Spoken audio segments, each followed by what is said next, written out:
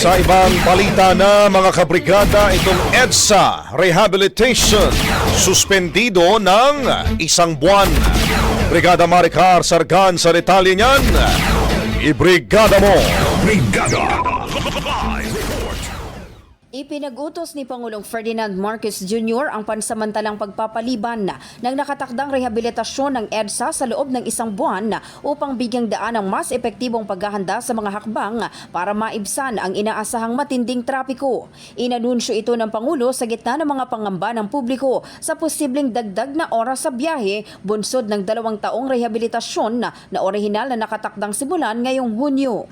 Doon sa pinaplanong EDSA rehabilitation, ang daming bumalik na nag-aalala paano yung trabaho namin.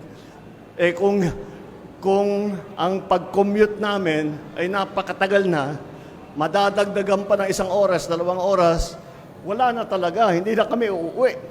Kaya in-instructionan ko si Secretary Vince Dizon at saka si Secretary Manny Bunuan ng DPWH ay sinabi ko, pause muna doon sa rehabilitation. Ang EDSA ay may habang 23.8 kilometers at isa sa mga pangunahing kalsada sa Metro Manila na dinaraanan ng daang libong motorista at pasahero araw-araw. Bago pa man umpisahan ang proyekto, nakararanas na ng matinding trapiko ang luna tuwing rush hour. Kasama sa mga isa sa alang-alang ng pamahalaan sa loob ng isang buwang suspensyon ay ang pagsusuri sa cost-benefit ng proyekto. Gayon din ang paggamit ng makabagong teknolohiya upang mapabilis ang rehabilitasyon kung ito man ay muling itutuloy.